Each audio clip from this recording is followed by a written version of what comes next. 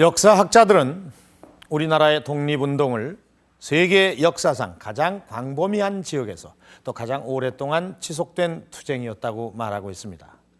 이렇게 오랜 세월 동안 끈질기게 지속될 수 있었던 것은 셀 수 없이 많은 사람들이 독립투쟁을 벌였을 뿐만 아니라 아버지의 대를 이어서 아들들까지도 그 독립투쟁을 벌였기 때문입니다. 그러나 우리나라의 독립을 위해 싸웠던 대부분의 사람들은 역사 속에 잊혀진 인물이 되고 말았습니다.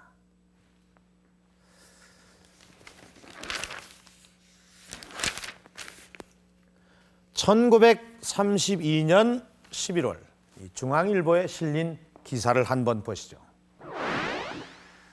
대련 수상서 유치 중 괴액사한 노인, 이런 제목이 달려 있습니다.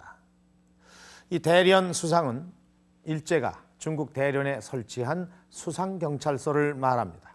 그러니까 그 경찰서에 유치 중이었던 한 노인이 괴액사, 괴상하게 목을 매 죽었다는 것입니다. 자, 기사 내용을 좀 자세히 보도록 하겠습니다. 배에서 내려 경찰에 잡혀 취조 중 유치장 창살에 목을 매 죽은 이상한 노인이다. 자, 이 기사를 보면 참 의아한 부분이 많습니다. 이 노인은 왜 자살을 했을까요? 살 날이 얼마 남지 않은 이런 노인이 자살을 한다는 것은 당시로선 참 드문 일이었습니다. 더군다나 경찰이 감시를 하고 있는 중에 유치장 창살에 목을 매 죽었다는 것은 상상할 수도 없는 일이었습니다. 자, 여기를 보면 공공운동의 중대 인물. 이 공공은 이 안에 들어가는 두 글자는 아마 검열에 의해서 지워진 듯한데, 자, 이 어떤 운동이었을까요? 도대체 이 노인은 누구였을까요? 이 기사만 봐서는 이 노인이 도대체 누구였는지, 또 무슨 일을 했는지 밝혀주고 있진 않은 채, 그러면서도 중국에서 일어난 일을 그것도 우리나라 신문에 이렇게 실은 것입니다. 3.1절 특별기획 역사 스페셜. 일제경찰서의 차디찬 유치장에서 일어난 한 노인의 죽음으로부터 오늘 이야기를 시작해 보려고 합니다.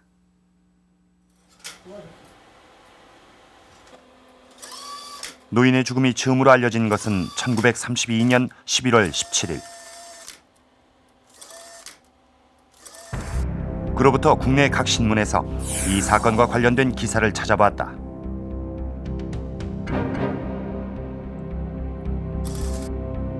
노인의 죽음에 대해 더욱 의혹을 불러일으킨 것은 사건이 발생한 대련 수상경찰서의 긴장된 분위기였다. 또한 노인이 자살할 때 사용했다는 빨랫줄의 출처 또한 명확하지 않았다.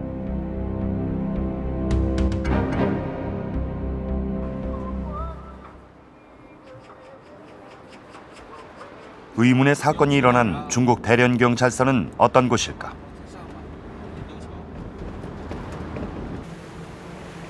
중국 5대 무역도시 중의 하나인 대련. 요동반도 끝자락에 위치한 대련은 예로부터 동북지방의 관문으로 수많은 사람들이 이곳을 드나들었다. 그러나 1930년대 대련은 일제의 통치하에 있었다. 중국 침략의 전진기지로서 일제는 이곳에 관동군 사령부를 설치했다.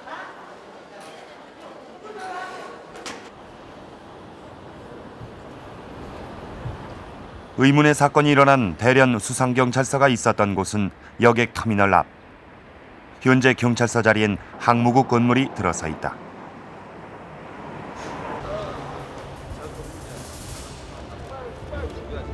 당시 대련 수상경찰서는 배를 타고 대련으로 들어오는 독립운동 세력을 검거하기 위해 삼엄한 경비망을 펼쳐놓고 있었다.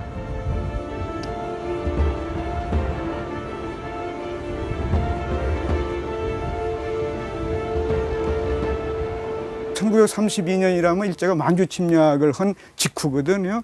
따라서 독립운동 세력에 대해서는 씨를 말리겠다 하는 것이 대단히 강하게 자리 잡고 있었고, 그것이 특히 관동군의 그 중심부라고 볼 수 있는 대련 경찰서에서는 그런 경향이 더 강하다고 볼 수가 있습니다. 선착장에 도착한 노인은 일제경찰의 검문을 받고 경찰서로 끌려갔다고 했다. 그렇다면 노인은 독립운동가가 아닐까?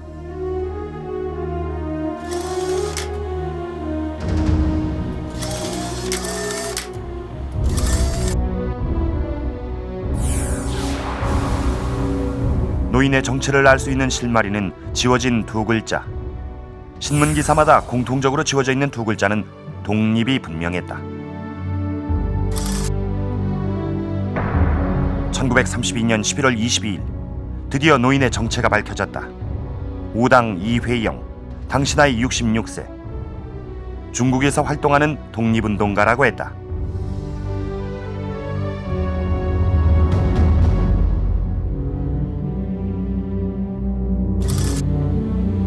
이회영의 죽음이 밝혀진 뒤에도 각 신문들은 연이어 이회영 관련 기사를 싣고 있다. 이는 이회영에 대한 당시 사회의 관심이 얼마나 큰지를 말해주고 있다.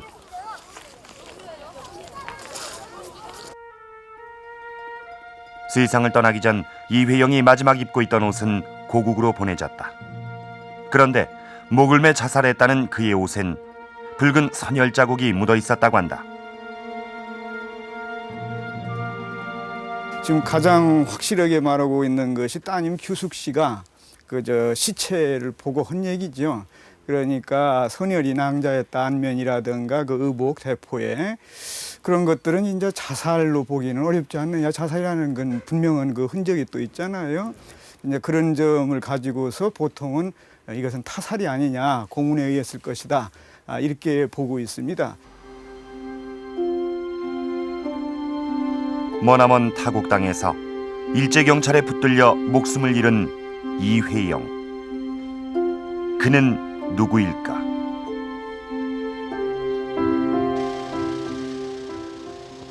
이회영을 알기 위해 취재팀은 안양에 살고 있는 이회영의 후손을 만났다.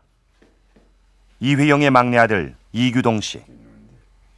저도 이제 그걸 여러 가지를 지금 참 어울리지만 아버지 이회영이 세상을 떠났을 때 이규동 씨의 나이는 겨우 5살이었다.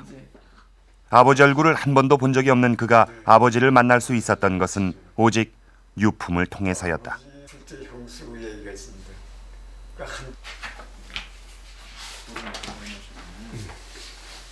아버지를 말해주는 유품은 또 있었다.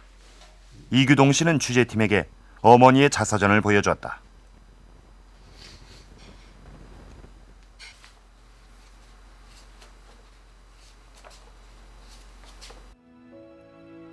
독립운동가의 아내로 모진 풍상을 겪은 이은숙은 자식들을 모두 키우고 말년에 이 기록을 남겼다. 아버지에 대한 저게 전혀 없잖아요. 딴 분들은 다 무슨 추도 회담도 하는데 아버지는 아무 없거든요. 그러니까 어머니가 절실하게 말이죠. 나라도 이런 기록을 내게겠다 그래가지고 하실 것 같아요.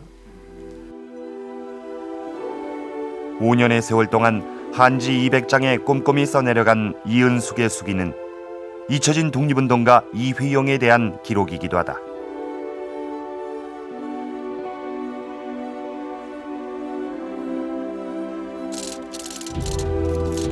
취재팀은 이은숙의 수기를 통해 이회영의 발자취를 확인할 수 있었다.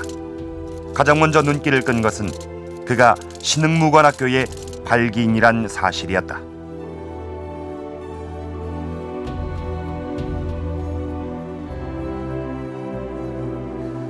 바로 이 사람이 이회영입니다. 독립운동가 이회영은 참 낯선 이름입니다.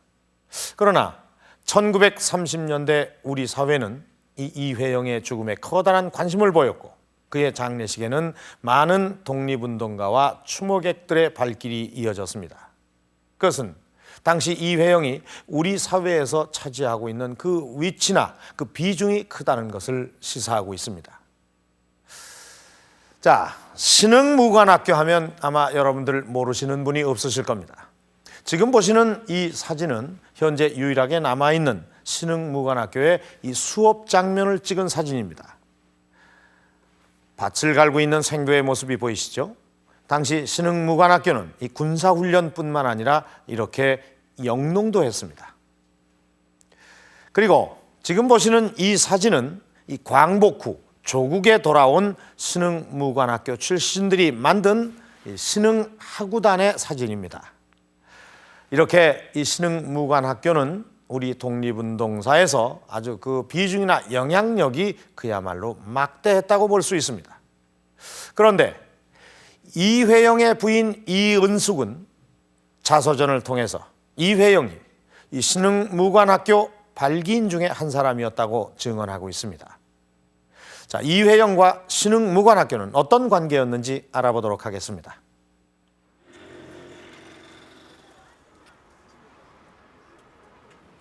취재팀은 중국 신빈현 인민정부를 찾았다.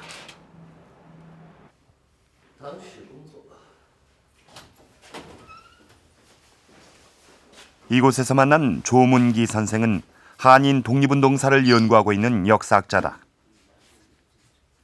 그는 그동안 수집한 자료 중에서 이회영에 대한 기록들을 보여주었다.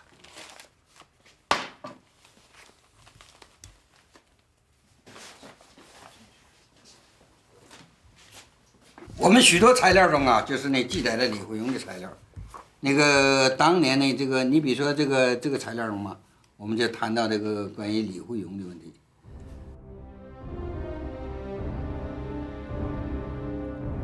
중국과 일본에서 편찬한 만주 지역 항일 운동사엔 이회영의 활동상이 담겨 있다고 했다. 이회영에 관한 기록 중 취재팀의 눈길을 끈 것은 한 장의 청원서. 동북 삼성 총독에게 보낸 청원서엔 한인 대표로 이회영의 이름이 기록돼 있다.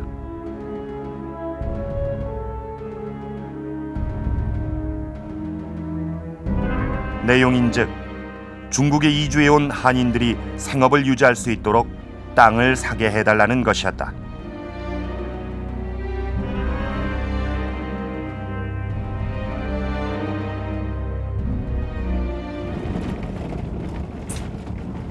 이회영이 토지를 매입한 곳은 어디였을까?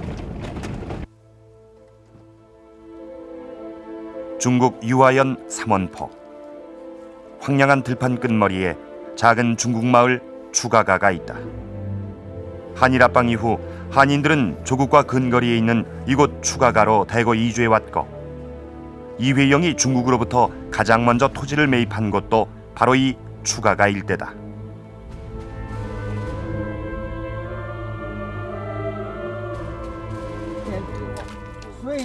조선족 마을 주민과 함께 당시의 흔적을 찾아봤다.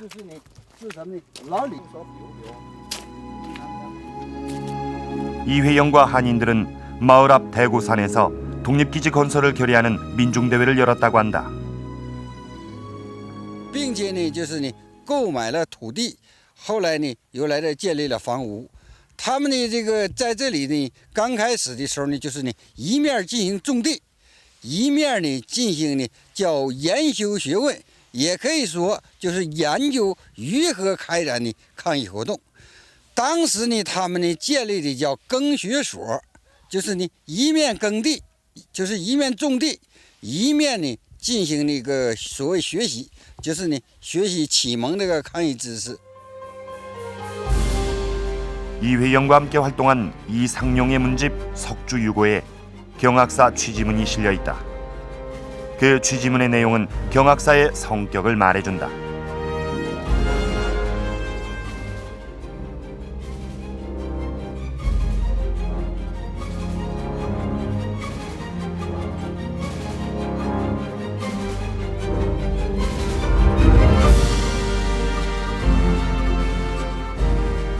독립운동을 위한 주민자치단체였던 경학사는 내부에 신흥 강습소를 설치하는데 이것이 초기 신흥무관학교다.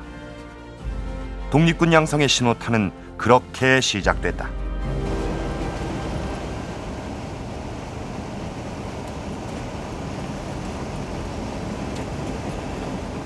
일 년 후 이휘용은 새로운 독립기지로 이동한다. 중국 통화연 함리하. 추가가에서 40km 정도 심심산골을 들어가면 함리하가 가로놓여 있다. 마을은 강 너머에 있다고 했다.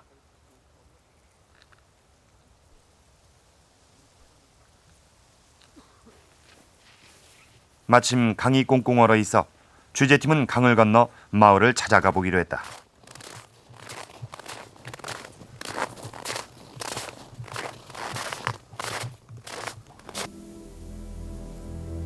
산언덕을 오르자 넓은 분지가 나타났다. 밖에선 전혀 보이지 않는 이 천연 요새에 뜻밖에도 마을이 형성돼 있었다.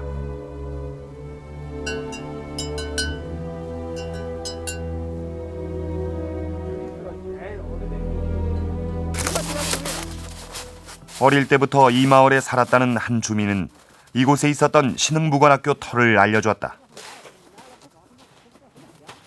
那个学校的位置也是在什么位置呢？就在这，就我就说他这套房这了，是学校位的。原来有小房不大点的小房。 함리하로 옮겨온 이회영은 다른 독립운동가들과 함께 이곳에 신흥무관학교를 세웠다. 당시 신흥무관학교의 규모와 형태는 어떠했을까?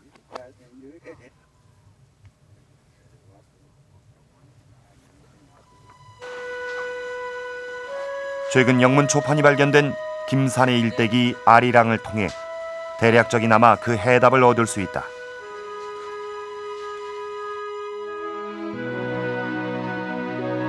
신흥무관학교 최연소 생도로 입학한 김산은 당시의 학교 전경을 이렇게 묘사하고 있다.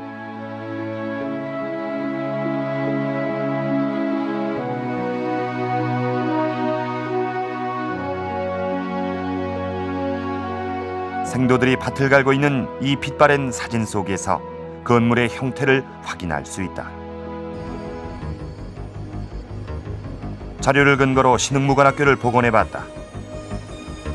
교실은 함리하강 뒤편 산허리를 따라 18개가 나란히 줄져 있었다.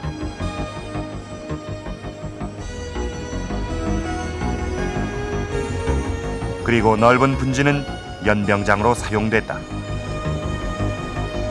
这个地方呢，培养了大批的这个，就是呢这个爱国人才呀，就是呢这个对呢后来这个就是那个武装力量的兴起，就是呢这个建立反义武装起到了呢重要的作用。因为那个刚开始的时候啊，就是呢这个当时的这个韩国反义力量还主要处于呢思想准备阶段。 通过这个思想准备阶段以后啊，在这里学习以后呢，提高了他们一些呢军事素质和这个军事本领，然后呢就是为呢就是呢后来的这个武装斗争奠定了很重要的基础。 독립전쟁을 수행할 지휘관 양성을 목표로 하는 만큼 신흥무관학교 생도들은 체계적인 군사훈련을 받았다.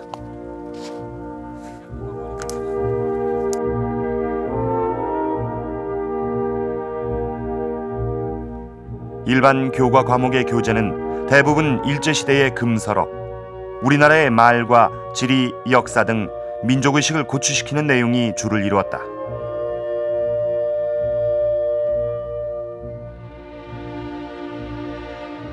신흥무관학교 교재인 국민독본의 내용을 보자. 우리 역사의 길이 빛나는 승전과 명장들을 소개함으로써 생도들에게 우리 민족에 대한 자긍심을 심어주고 있다.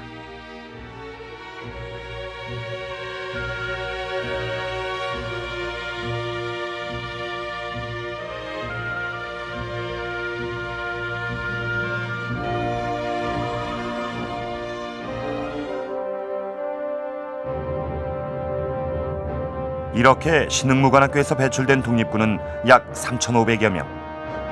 이들은 청살리 전투 등 무장투쟁에서 빛나는 성과를 거뒀을 뿐만 아니라 의열단 활동과 같은 의열투쟁, 그리고 1945년 국내 진공을 준비하던 광복군 활동까지 독립전쟁의 중추로서 맹활약을 펼쳤다.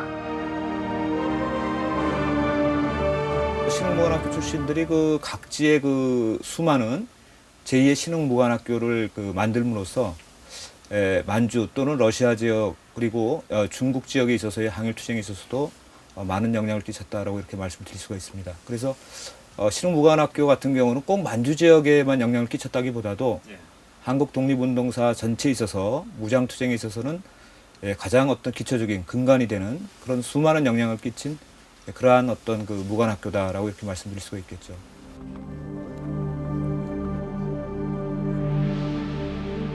이회영의 활동은 신흥무관학교의 설립으로 그치지 않았다. 중국 환인현에 서 있는 이 비석은 일제시대의 민족교육기관인 동창학교의 존재를 말해준다. 그런데 설립 초기 이 학교의 재정을 지원한 사람 중에 이회영이 있었다.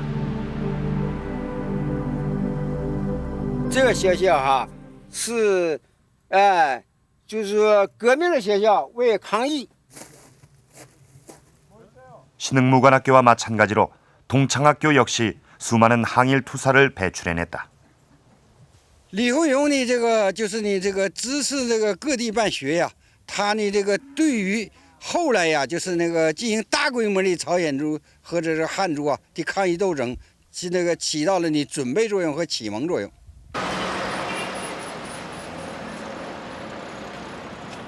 이회영의 흔적을 찾기 위한 취재팀의 발길은 길림성 매하구시로 향했다. 매하구시에 위치한 작은 조선족 학교. 80여 년 전 이 학교 역시 이회영에 의해 설립됐다.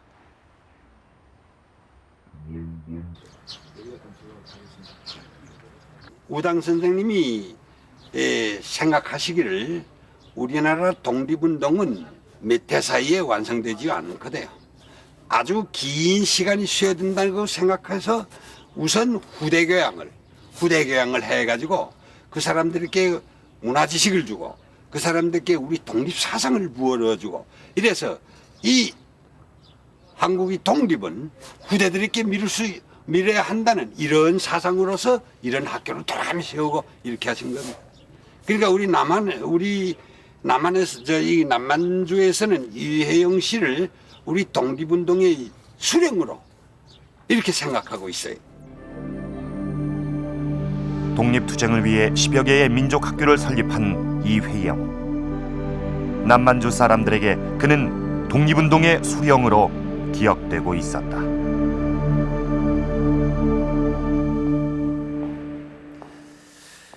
남만주 일대 독립운동의 수령. 이것이 이회영에 대한 그곳 사람들의 평가입니다. 이 신흥강습소, 즉 이 신흥무관학교를 시작으로 이회영은 남만주 일대에 수많은 학교를 세웠습니다. 그러나 그것은 단순한 교육 사업이 아니라 독립군을 양성하기 위한 사전 포석이었던 것입니다.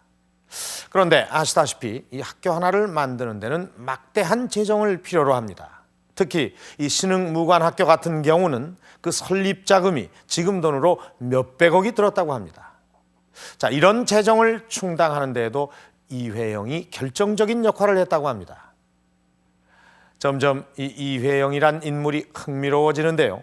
자, 이회영은 어떤 사람이었는지 알아보도록 하겠습니다.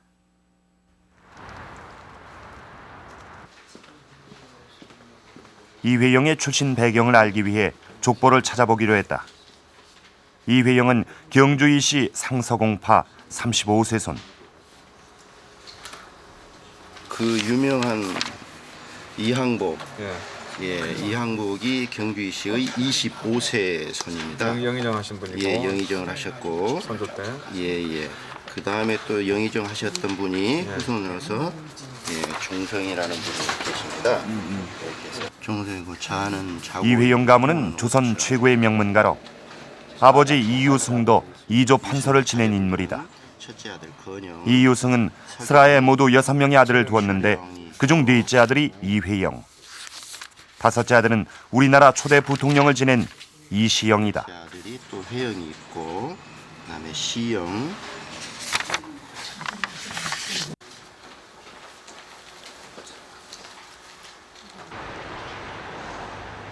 청년 시절 이회용의 자취를 찾은 곳은 상동교회.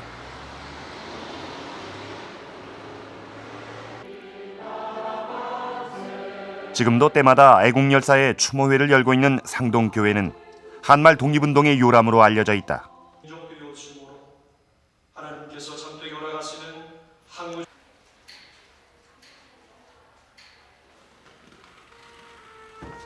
명문가 양반자제로 태어났지만 일찌감치 신학문을 배운 이회용은 벼슬길에 나가지 않고 상동교회 청년학교에서 교사 생활을 한다.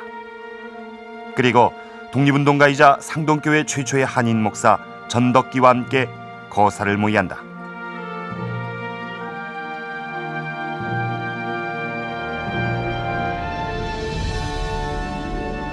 그것이 바로 헤이그 밀사 사건이다.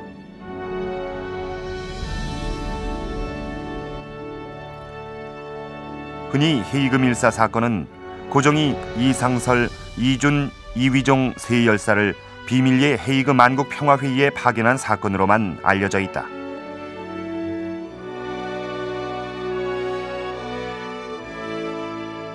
그러나 이 사건의 배후엔 고종에게 밀사 파견을 제안하고 신서까지 전달한 이회영과 전덕기의 노력이 숨어 있었다.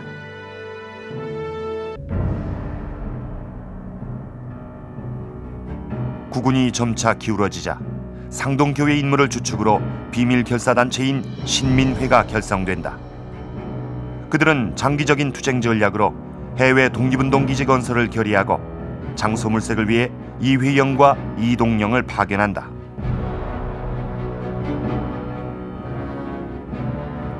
이때의 답사로 결정된 곳이 최초의 독립운동 기지인 삼원포다.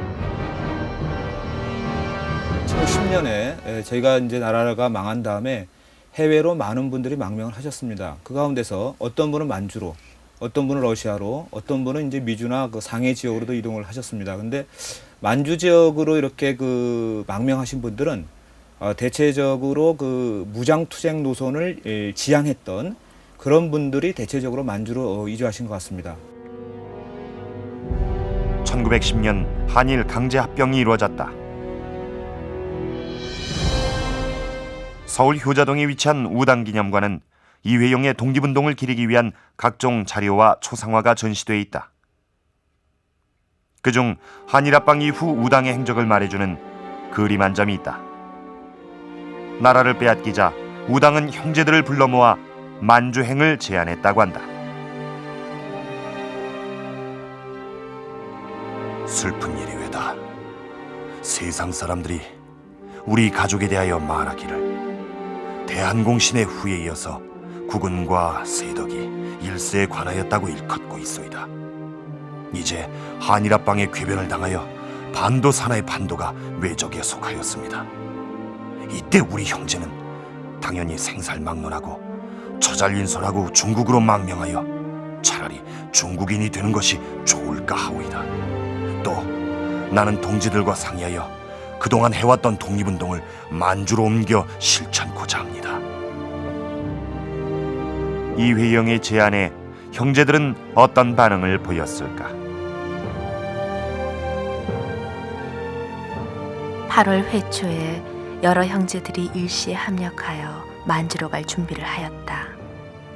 비밀리에 전답과 가옥, 부동산을 방매하는데 여러 집이 일시에 방매를 하느라 이 얼마나 극난하리요.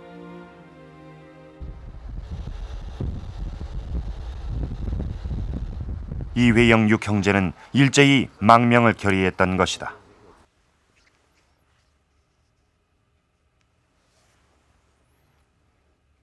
경기도 남양주시 화도읍. 이곳엔 이회영의 둘째 형 이석영이 살았던 집터가 남아있다. 요 뒤쪽으로 전부가 요게 그 집터 자리인데, 한 10년 전만 해도 99칸짜리 집 중에서 한 절반은 있었습니다. 이회영의 둘째 형 이석영은 고종시대 영의정을 지낸 이유원의 양자로 들어갔다. 99칸 고대광실에 개인절까지 짓고 살았던 이유원은 조선시대 10손가락 안에 드는 갑부였다. 어마어마한 이유원의 재산은 양아들에게 상속됐고 이석영은 망명하기 전 그 대부분을 처분했다.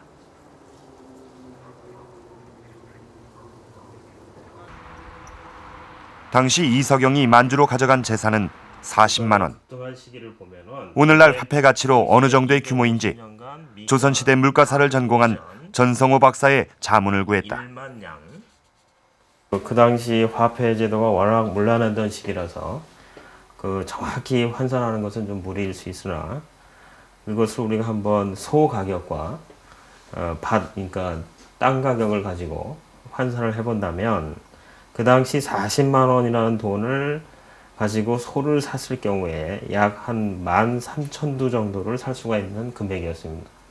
그럼 이 13,000두의 소를 우리가 현재 시세로 계산을 해가지고 환산해 본다면 현재 소 한 마리당 가격을 한 500만 원으로 잡는다면 약 한 650억 정도의 자산을 처분해서 만주로 가신 것 같습니다. 600억이 넘는 이석영의 재산은 고스란히 독립자금으로 쓰였다. 신흥무관학교 생도대장이었던 원병상은 학교의 초기 재정을 이석영의 사재에 의존했다고 회고하고 있다.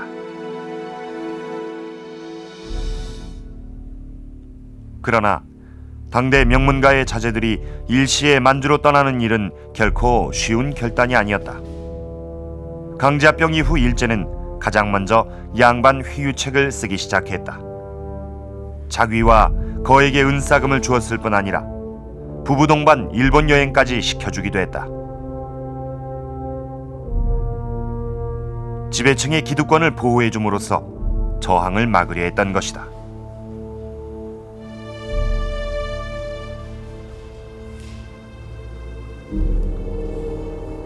그것이 나라를 잃은 원인하고도 관계가 된다고 볼 수 있는데 이미 집권층이 부패해 있었다 이렇게 볼 수 있겠습니다. 그래서 그 나라를 지킬 그런 의지와 그런 그 능력이 이미 없는 그런 상태였고 그래서 그 외세가 들어왔을 때 거기에 붙어서 자기의 권세를 유지하려고 했었던 그런 세력이 되어버렸다 이렇게 볼 수가 있겠고 오히려 그 집권에 배제되었던 세력들과 민중들이 나라를 지키려고 했었다고 할 수 있겠습니다.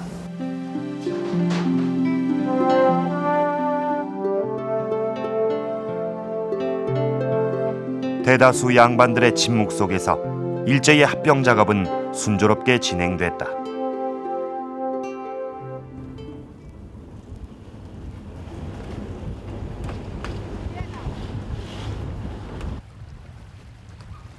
그러나 기득권을 유지할 수 있다는 일제의 회유를 뿌리치고 이회영과 형제들은 일가족 40여 명을 이끌고 신의주로 향했다.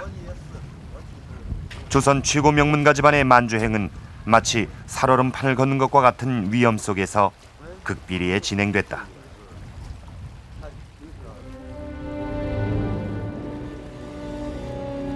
팔도에 있는 동지들에게 연락하여 일차로 가는 분들을 차차로 보냈다. 신의주의 연락기관을 정하여 타인 보기에는 주막처럼 행인에게 밥도 팔고 술도 팔았다. 우리 동지는 서울서 오전 8시에 떠나서 오후 9시에 신의주에 도착. 그 집에 몇 시간 머물다가 압록강을 건넜다. 국경이라 경찰의 경비가 철통같이 엄숙하지만 새벽 3시쯤은 안심하는 때다. 가족들과 함께 무사히 압록강을 건넌 이은숙은 당시 심정을 이렇게 회고했다.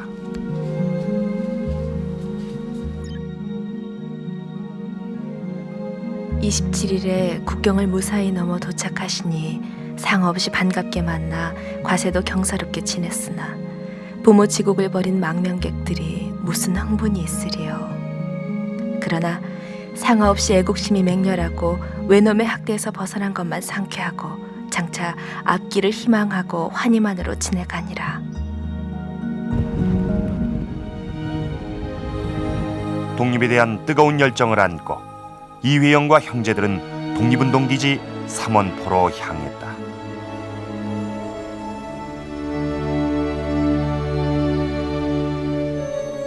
손에 쥐고 있던 부와 권력을 두고 이 만주행을 택한 이회영 육형제. 그것은 목숨까지도 버릴 각오를 한 대단한 결단이었습니다. 자, 이회영 육형제의 이 만주행을 월남 이상제는 이렇게 평가를 하고 있습니다. 동서 역사상 나라가 망한 때에 이 나라를 떠난 충신 의사가 수백 수천에 지나지 않는다. 그러나 우당 일가족처럼 이 육형제 일가족 40여 명이 한 마음으로 결의하고 나라를 떠난 일은 전무후무한 것이다. 장하다. 우당의 형제는 참으로 그 형의 그 동생이라 할 만하다. 육형제의 절이는 참으로 백세 청풍이 될 것이니 우리 동포의 가장 좋은 모범이 되리라. 제 뒤에 있는 인물들이 이회영 육형제입니다. 첫째가 이건영, 그리고 둘째가 이석영. 이 이석영은 당시 대한제국에서 10손가락 안에 들어가는 거부였습니다. 그리고 셋째가 이철영, 넷째가 이회영, 다섯째가 이시영이었습니다. 한일합방 당시 일제는 이시영에게 중추원 참의직을 제의했으나 이시영 역시 이 일제의 회유를 뿌리치고 망명길을 택했습니다. 그리고 여섯째가 이호영이었습니다. 자, 이번에는 이 육형제의 가계도를 한번 보시죠. 자, 지금 여기 보시면 첫째 이건영에게는 세 아들이 있었습니다. 이 장남은 신흥무관학교의 교사였고 또 차남과 이 삼남은 신흥무관학교 출신입니다. 그리고 둘째 이석영의 장남과 또 이회영의 장남 역시 신흥무관학교의 출신이고 또 이시영의 아들은 신흥무관학교 본과 교사였습니다. 이회영은 신흥무관학교의 발기인이고 이석영은 신흥무관학교의 운영과 또 설립 자금을 댄 인물입니다. 그야말로 온 가족이 독립운동을 했다고 해도 과언이 아닌데요. 이회영과 이시영은 3.1운동 이후에 상해 임시정부에서 또 한 번 함께 독립운동을 모색합니다. 자, 이번엔 이 두 형제의 길을 한번 따라가 보도록 하겠습니다.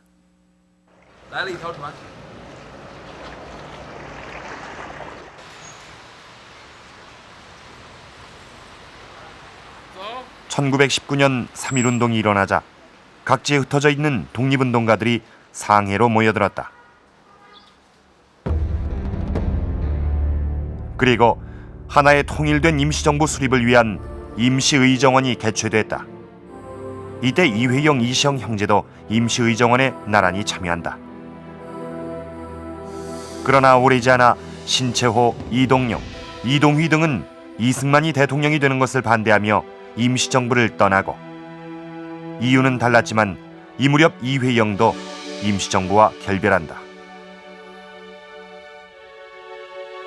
유해영 선생은 당시 임시정부라는 정부 타이틀을 붙이면은 우리 민족의 어떤 뭐 속성상 상당히 많은 감투 싸움이 일어날 수 있다라는 판단에서 정부란 타이틀을 붙이지 말고 독립운동 총본부를 조직해서 각자 이제 여러 독립운동을 하고자 하는 단체를 총기획하고 교통정리하는 그러한 형식의 단체를 만들자라고 주장했었는데, 이제 이것이 받아들여지지 않자 이제 임시정부의 참여를 거부하고 북경으로 오게 됩니다. 북경에서 이회영은 어떤 활동을 펼쳤을까? 취재팀은 이회영의 북경 시절을 알고 있는 한 가족을 만났다.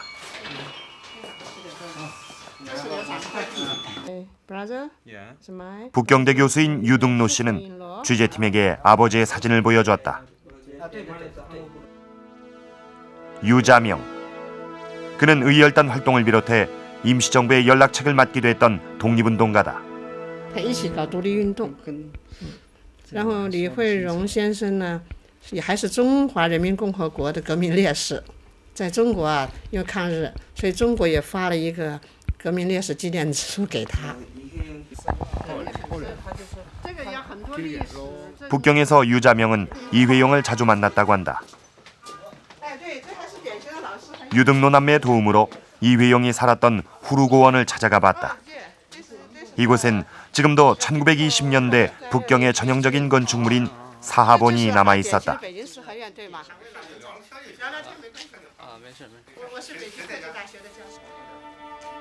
사하본은 우리나라 한옥을 연상케 하는 사각형 형태의 집이다. 후루고원 시절 이회영의 집은 수많은 독립운동가들이 모이는 사랑방이었다. 이때 유자명 등의 젊은이들과 만나면서 이회영은 아나키즘을 받아들인다. 아나키즘은 그동안 이게 무정부주의로 잘못 알려지면서 상당한 이제 인식의 혼란과 이제 부정적인 인식을 갖게 됐는데, 아나키즘은 말하자면은 인간의 완전한 자유와 완전한 평등을 추구하는 그런 사상입니다. 그래서 자본주의에 대해서는 그 평등을 주장하고, 이제 사회주의 공산주의에 대해서는 자유를 주장했던 이제 그러한 이념이라고 볼 수 있습니다. 아나키스트가 된 이회영은 무정부주의 단체를 조직하고 행동대원인 젊은이들의 테러 활동을 지원한다. 한국의 아나키스트의 가장 큰 특징은 말할 것도 없이 독립운동과 연결되어 있다는 바로 그 점이죠. 마지막 독립운동의 일환의 하나로서 테러 활동이라고 할까, 폭탄 투척 활동을 포함한 그런 그 투쟁 활동을 과감히 전개하는 것을 볼 수가 있습니다. 한편 임시정부에 남은 동생 이시영은 해방이 되는 그날까지 임시정부를 거점으로 독립운동을 펼친다.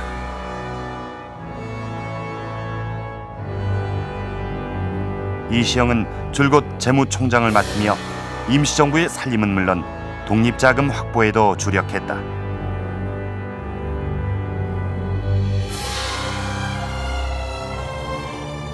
이회영과 이시영, 형제길은 달랐지만 뜻은 하나, 조국의 독립이었다.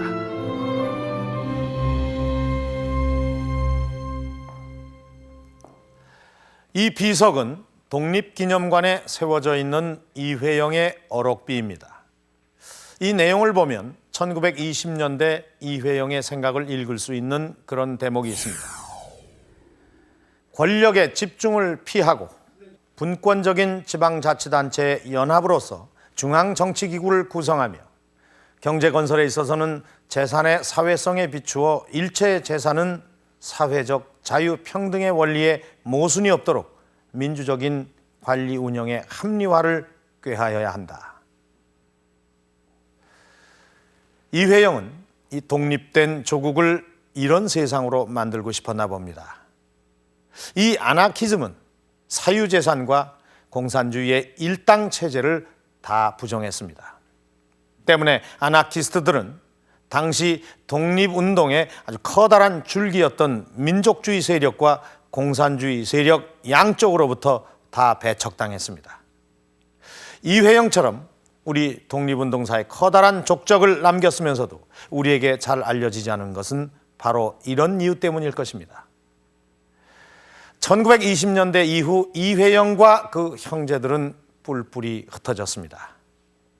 결연한 의지로 망명을 택했던 이회영과 형제들은 이후 그 운명이 어떻게 됐을까요? 한번 알아보도록 하겠습니다.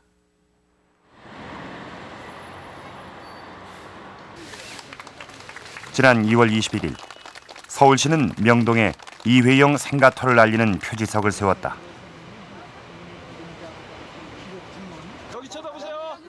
이종찬 전 의원 등 후손들이 참여한 이 제막식에서 취재팀은 이규창홍을 만났다.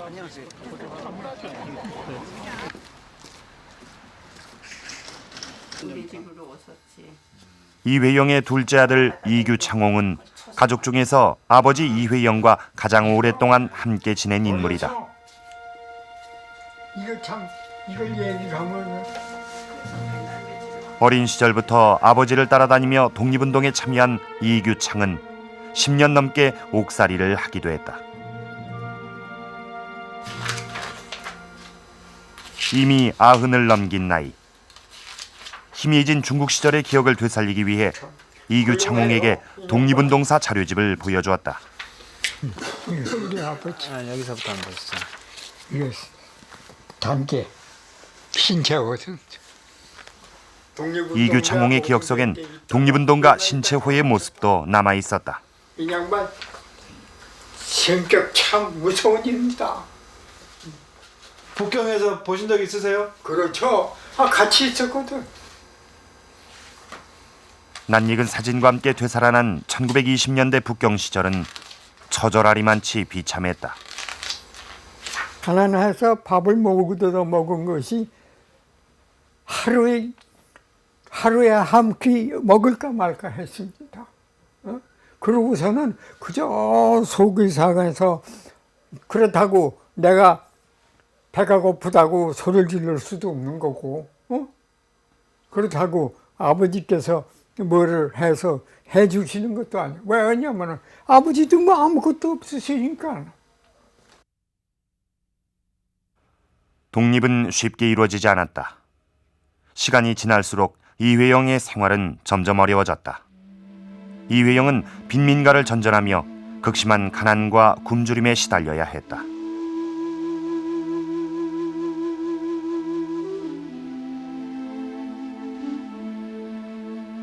그 시절 이회영의 비참한 생활을 목격한 독립운동가 김창숙은 당시 상황을 이렇게 적고 있다.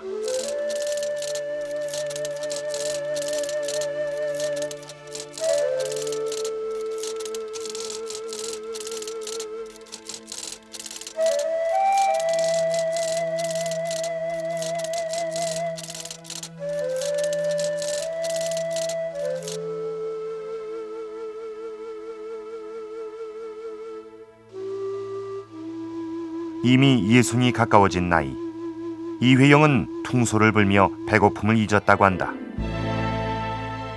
생활비조차 없던 시절 독립자금을 구하기는 더더욱 어려웠다. 독립자금을 조달하기 위해 이회영은 난을 쳤다.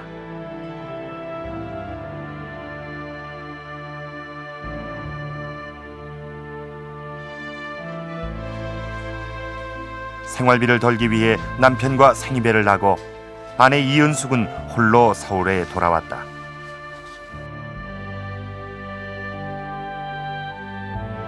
그러나 상황은 나아지지 않았다. 중국으로부터 두 딸이 고아원에 맡겨졌다는 비참한 소식이 들려왔다. 서울에 돌아온 이은숙은 남의 집 친모노릇까지 해가며 모은 돈을 중국으로 붙였다.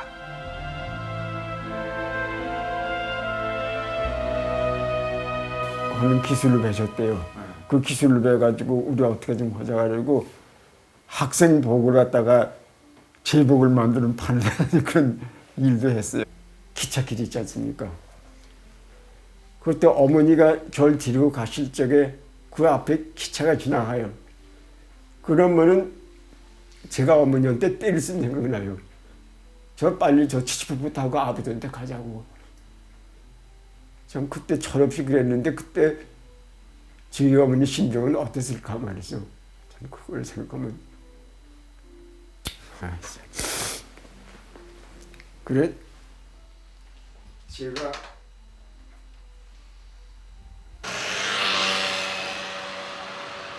이회영은 상해로 거처를 옮겼다. 당시 상해에는 아들 규학이 일제경찰의 눈을 피해 도피 생활을 하고 있었다.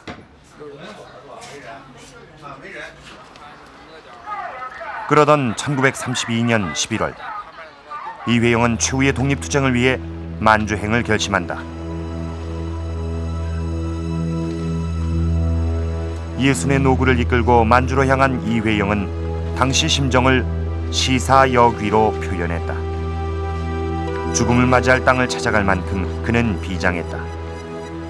그것이 아들 이규창이 본 아버지의 마지막 모습이었다.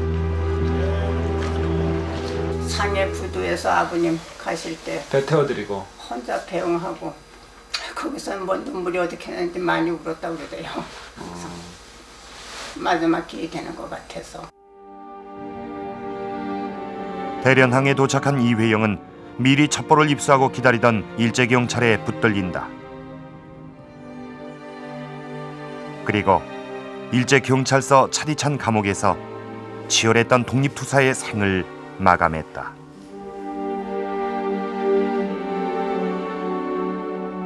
만석군 재산을 독립자금으로 모두 내놓은 이석영 역시 오랜 세월 굶주림에 시달려야 했다. 동생 이회영이 옥사한 지 2년 후 이석영은 상해에서 홀로 쓸쓸히 죽음을 맞이했다고 한다. 그분이 일정하게 30년대까지 죽을 때까지 존경받았던 건 또 사실입니다. 그럼에도 불구하고 그분의 발견 기록이 특히 없는 것은 그분이 은둔 생활을 주로 했다. 말하자면 표면에 나서는 건 자기 아우들, 이 효영이라든가 시영이라든가 니들이 해라. 나는 뒤에서 뒷담만 봐준다. 계속 그분은 그런 태도로 움직였거든요. 더더군다나 30년에 들어가가지고는 굉장한 궁핍한 생활을 하게 되는데 그럼에 따라서 사람들 이목에서 거의 사라져버린 그런 식의 은둔 생활을 해드렸습니다.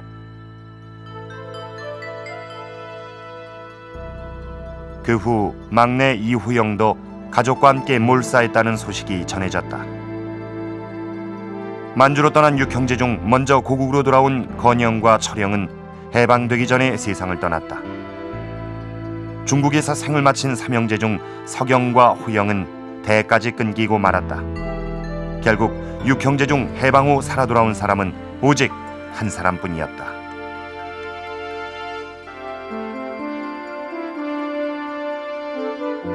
조선왕조를 이끌어왔던 지배청, 벌렬 가문에서 독립운동에 그렇게까지 부관했다라고 한다면 저는 그것처럼 큰 수치도 없을 거라고 봅니다.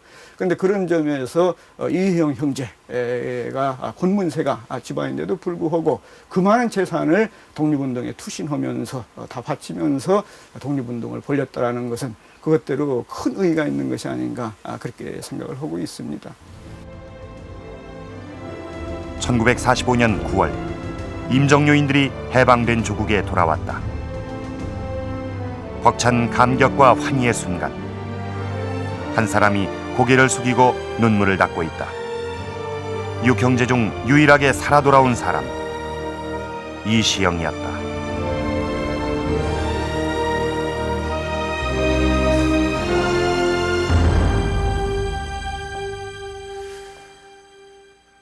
프랑스와 영국이 100년 전쟁을 치르고 있을 때였습니다.